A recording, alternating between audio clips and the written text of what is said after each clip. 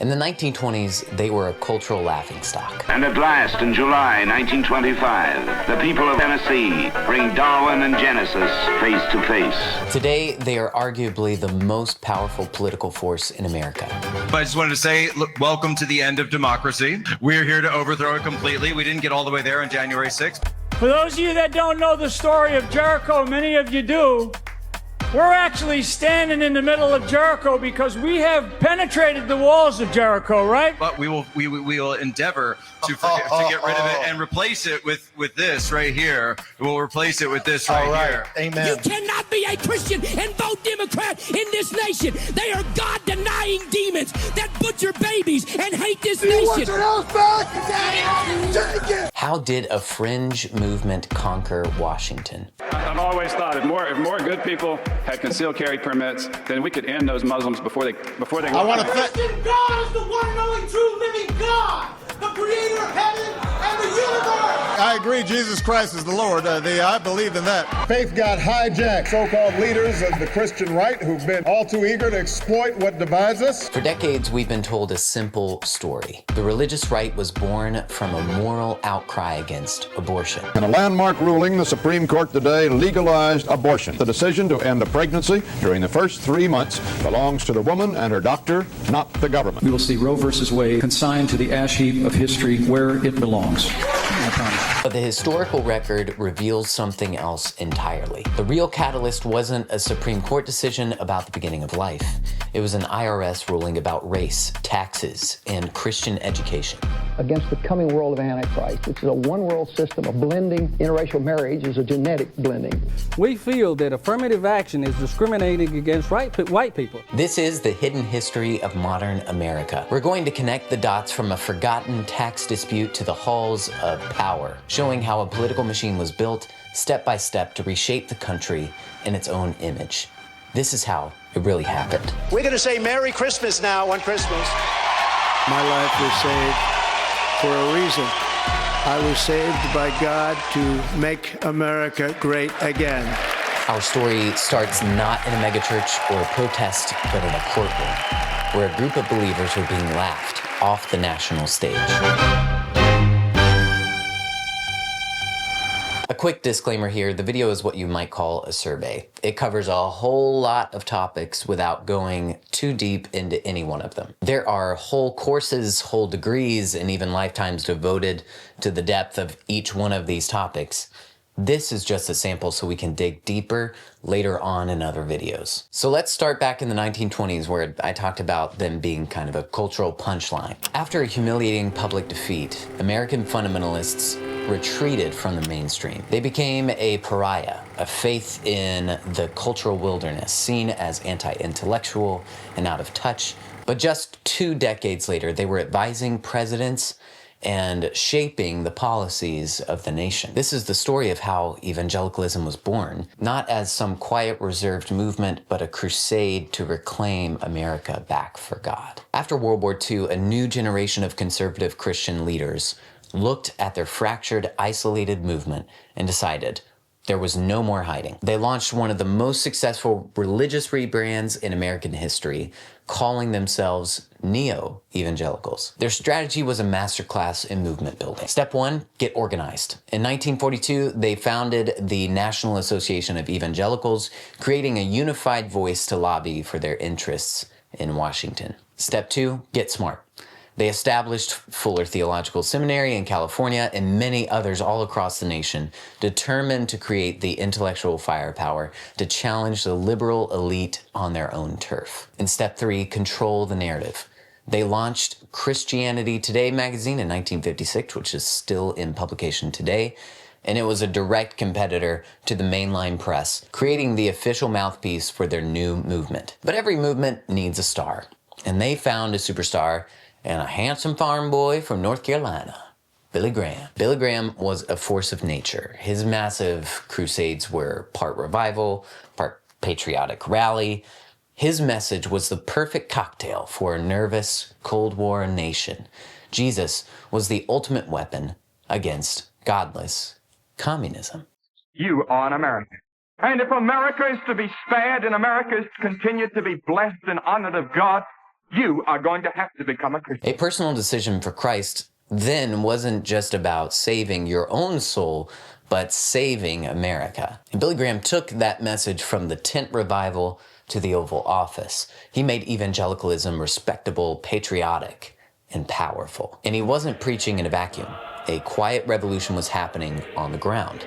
Millions of Southern evangelicals moved west for jobs in the booming defense industry. They built new lives, new churches, hundreds of them, creating a powerful grassroots network that would become the engine for a new brand of religious conservatism. And from the wilderness in the 1920s to the White House lawn, the rebrand was a stunning success. They had a pastoral leader, institutions, and a message that resonated with millions. But this new powerful evangelicalism was built on a deeply unstable foundation. In its quest for a Christian America, the movement had embraced a vision that had overwhelmingly been white and patriarchal. It had remained silent on the nation's greatest moral crisis at the time, racial inequality. And when the federal government finally came for their segregated institutions, it would ignite a fire that created the religious right and changed America forever. Ask almost anyone what sparked the religious right to rise into a political powerhouse, and they'll probably give you an answer that includes abortion. The 1973 court decision Roe v. Wade is the official origin story. Good evening. In a landmark ruling, the Supreme Court today legalized abortions. The majority in cases from Texas and Georgia said that the decision to end a pregnancy during the first 3 months belongs to the woman and her doctor, not the government. And it's a powerful narrative, a story of moral awakening, standing up for the vulnerable, as their messaging put it. Perhaps more than any other issue in American life today, the abortion question is loaded with the emotional arguments of life, death, and morality. Not the kinds of issues a court can finally settle. But it's not the whole story. In fact, it's a carefully crafted myth. The real catalyst was something else entirely, something not popular to admit for the evangelical movement at the time. Here's what you probably haven't heard. When Roe v. Wade was decided, the evangelical response was silent. Some leaders even supported it. The pastor of the largest Southern Baptist church in the world praised the decision, saying, "We'd never been so proud of the Supreme Court." So if it wasn't abortion, what was the real spark? Even one of its creators, Paul Weyrich, would admit the religious right rose to keep their schools segregated. Following the civil rights movement, thousands of new private Christian schools called segregation academies popped up across the South. Their purpose was clear: to provide a haven for white parents fleeing newly integrated public schools. For years, these schools operated as tax-exempt charities. Then in 1971, the IRS started revoking their tax-exempt status. For evangelical leaders, this was not a matter of racial justice, it was an attack on their churches and their faith. The government, they claimed, was infringing on their religious freedom and trying to destroy their Christian institutions. Enter Paul Weyrich now. He saw an untapped army of voters in America's white evangelicals, but he couldn't find an issue to mobilize them. Now, many of our Christians have what I call the goo-goo syndrome. Good government. They want everybody to vote. I don't want everybody to vote. Elections are not won by a majority of people. They never have been from the beginning of our country, and they are not now. As a matter of fact, our leverage in the elections, quite candidly, goes up as the voting populace goes down. He tried talking about issues of censoring adult content, school prayer, the Equal Rights Amendment, and nothing really worked and got the base going. But then he found it. The IRS threatened their segregated schools. This was the issue that got them fired up. Weyrich himself said, "What galvanized the Christian community was not abortion, but the IRS's attempt to take the tax exemption of Christian schools." The fuse was officially lit. Leaders like Jerry Falwell used the school issue to build the first massive direct mail fundraising lists. But they quickly realized that defending segregation wasn't a good look for the national movement. So they pivoted. Abortion became the public-facing crusade, a far more palatable issue. The movement, born to protect racial privilege, was repackaged as a noble defense of life and family values. We started as a little motley group, not really knowing in June of 79 what would come of it. the conservative religious community had pretty well absented itself from involvement, and we decided to do something about it. Abortion had been for 3 years already legalized in this country. We had watched the breakdown of the family, a 40% divorce rate at that time. We had seen the national defenses of this country diminished. And feeling very strongly in those areas and strongly committed to traditional family values and, yes, support for the State of Israel, we, around those particular tenets of a platform, organized, and in a matter of 7 years, there were 6.5 million activists. The Unholy Alliance was forged. A new, powerful political machine has been built, fueled by racial resentment, but masked by moral outrage. They were now ready to take this momentum to Washington. They just needed a leader who spoke their language, and in a former Hollywood actor, they found their spokesman.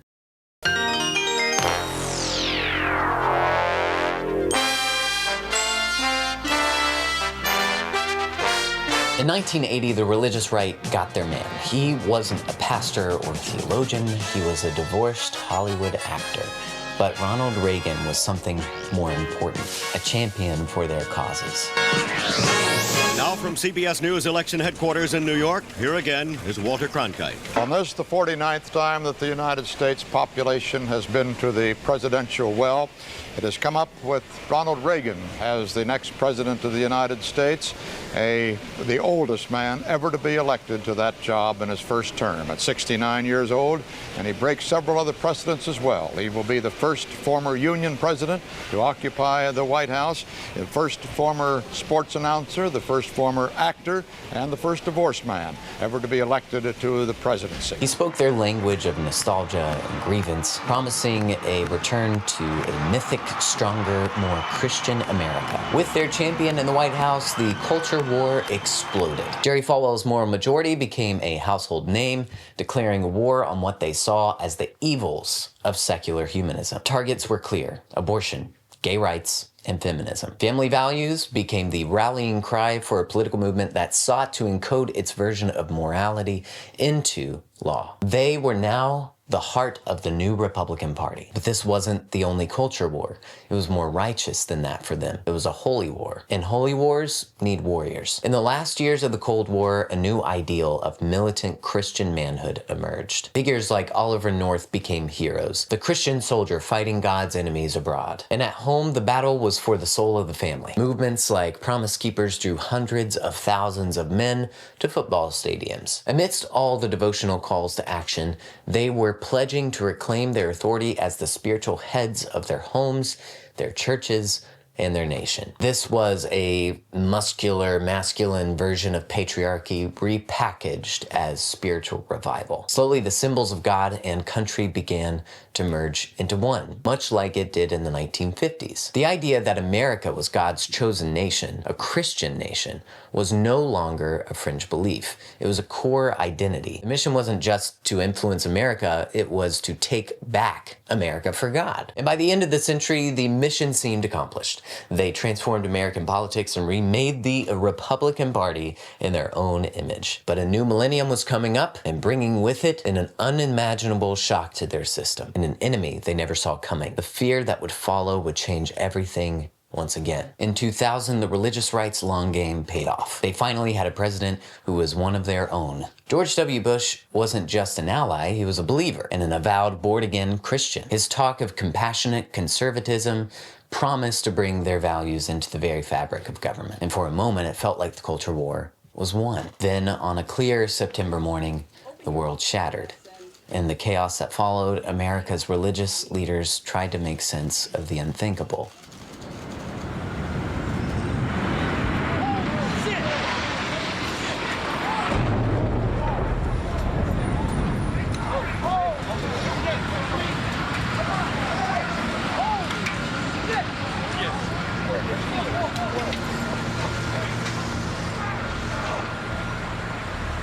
Some of the religious right, the answer was terrifyingly simple. Falwell had said, I point the finger in their face and say, you helped this happen. This is the first time that we've been attacked on our soil.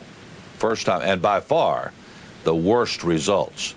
And I fear, as Donald Rumsfeld, the Secretary of Defense, said yesterday, that this is only the beginning, and with biological warfare available to these monsters, the Husseins, the Bin Ladens, the Arafats, what we saw on Tuesday, as terrible as it is, could be minuscule if in fact God continues to lift the curtain and allow the enemies of America to give us probably what we deserve.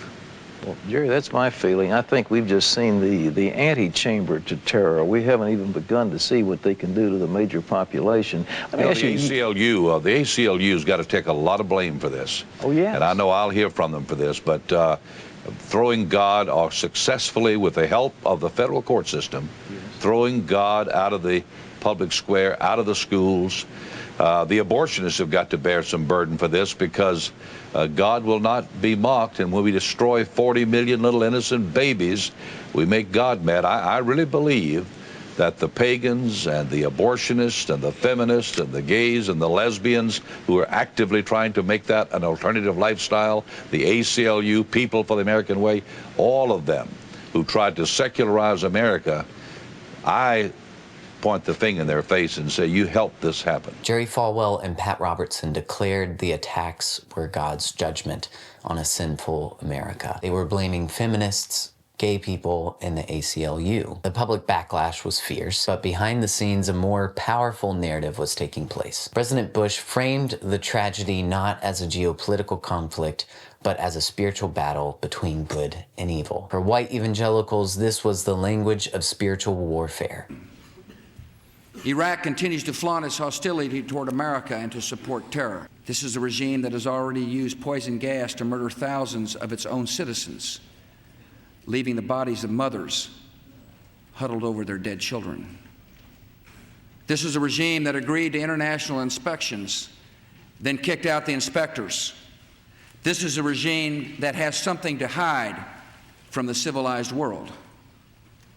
States like these and their terrorist allies constitute an axis of evil, arming to threaten the peace of the world by seeking weapons of mass destruction. Islam replaced communism as the new evil empire. Franklin Graham, Billy Graham's own son, called Islam, for instance, a very evil and wicked religion. We're not attacking Islam, but Islam has attacked us. And in the name of Islam, 6,000 plus Americans were slaughtered on September the 11th. And that was done in the name of the God of Islam. And the God of Islam is not the same God of the Christian or the Judeo-Christian faith. It's a different God, and it's I believe, a very evil and very wicked religion. What is it that makes it so?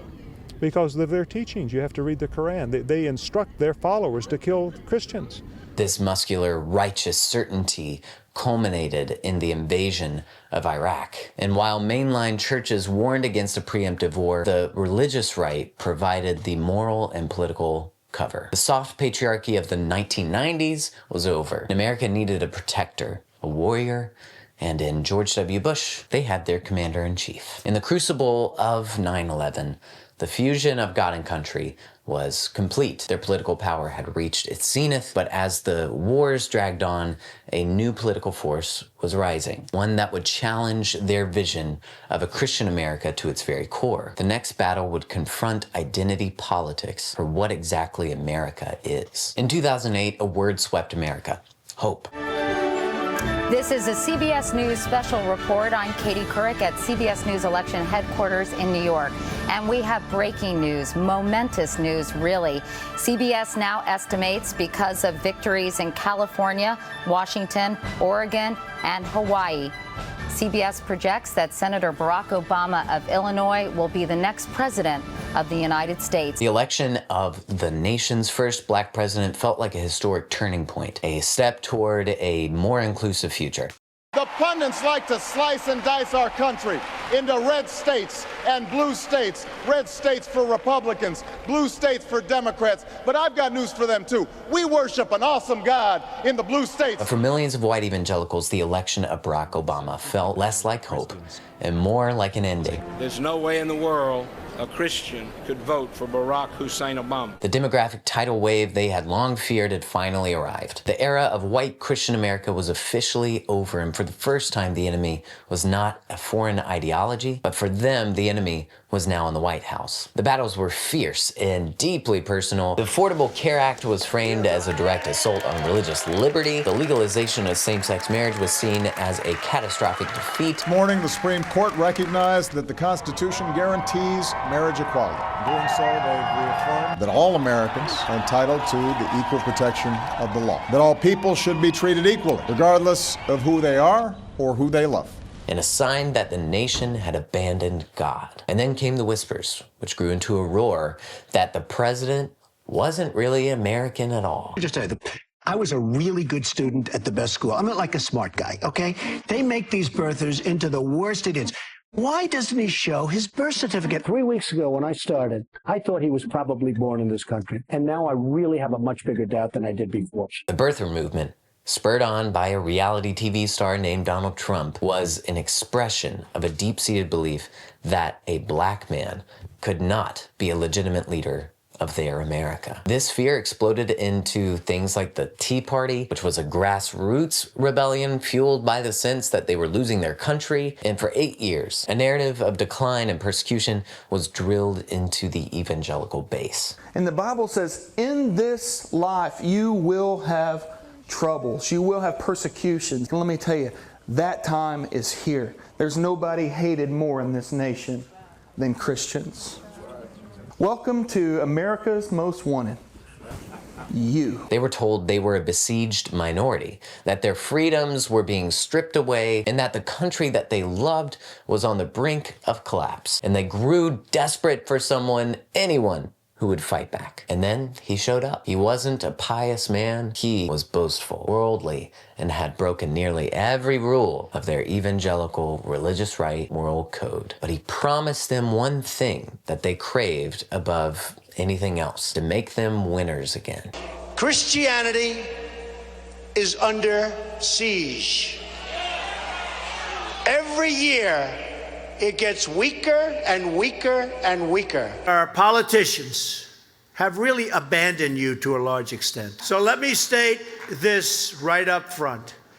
A Trump administration, our Christian heritage, will be cherished, protected, defended like you've never seen before. They didn't want a pastor who had a ton of character to lead them. They were looking for someone who would accomplish their political goals, and a man with a lot of bravado descended gold stairs to be the evangelical nominee. He was, by any traditional measure, the least evangelical candidate imaginable. A 3-time married casino mogul from New York City who bragged about his wealth and his affairs. In a primary field full of seemingly devout conservatives, he was the unlikeliest of saviors. Pundits were completely baffled. Evangelical leaders were divided, and they insisted that the real evangelicals, the family values voters, would never hand the nuclear codes to a man who flouted every virtue they claimed to hold dear. But they were wrong. They misunderstood what their own movement had become. My concern is not just the election, it's the theological credibility, the moral credibility of America's evangelicals. Donald Trump fails the baseline test of character. I think Hillary Clinton does too. And just on policy positions, evangelicals are not going to support Hillary Clinton, given the Democratic Party's absolute devotion to abortion and threat to the sanctity of human life, among many other things. But when it comes to Donald Trump, evangelicals are going to have to ask the huge question: is it worth destroying our moral credibility to support someone who is beneath the baseline level of human decency? Donald Trump understood something the other candidates didn't. For 50 years, white evangelicals had been told they were in a war. And they weren't looking for a Sunday school teacher like Jimmy Carter.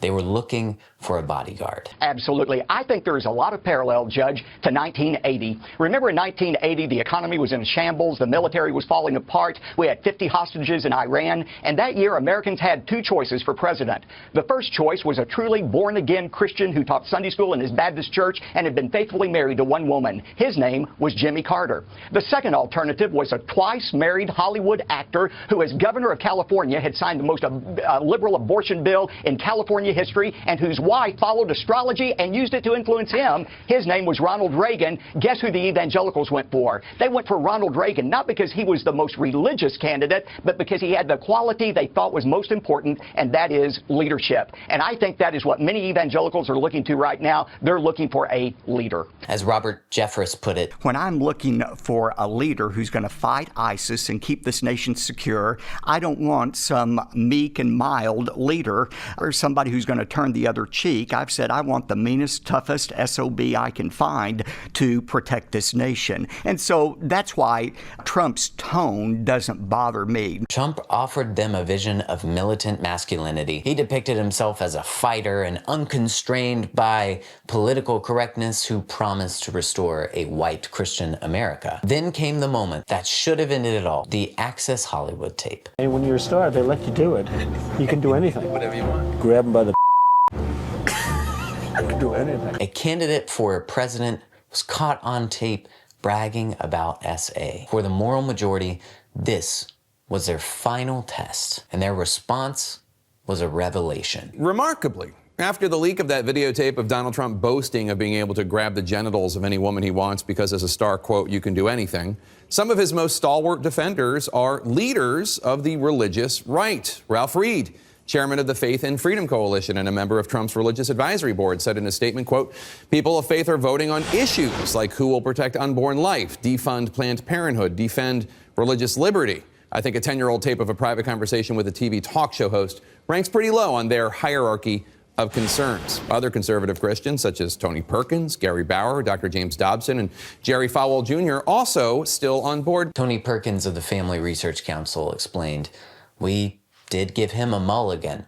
We're finally glad there's somebody on the playground that is willing to punch the bully. They gave him a mulligan. The moral outrage that they had directed at Bill Clinton's affair had vanished. Character no longer mattered as much as power, and piety was less important than protection. The 81% of evangelicals that voted for Donald Trump wasn't a betrayal of their values, it was actually the culmination of them. The long cultivated ideas of militant Christian manhood and Christian nationalism had found their ultimate expression. They hadn't held their noses and voted for Donald Trump.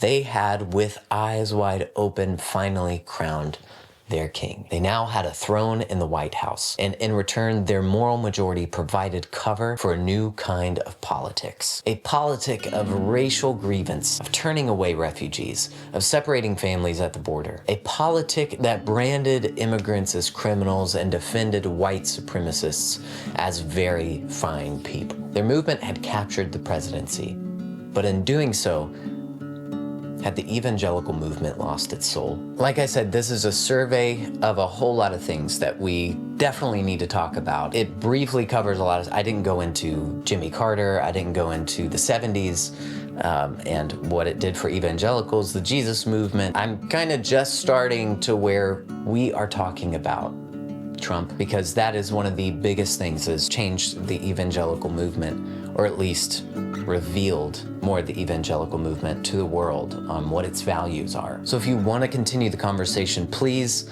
comment and have discussions about the parts that you think are worth pointing out, worth digging into, and have some conversations among yourselves. But this is all a very big, serious deal. There are a lot of people who've left Christianity because of things like this. So yeah, if you want to hang out with us, if you want to have discussions with us, if you want to be in the comments section, if you want to be a part of the conversation, just subscribe, continue to follow along, because we're going to be doing these videos more. Yeah, I look forward to hearing what you have to say.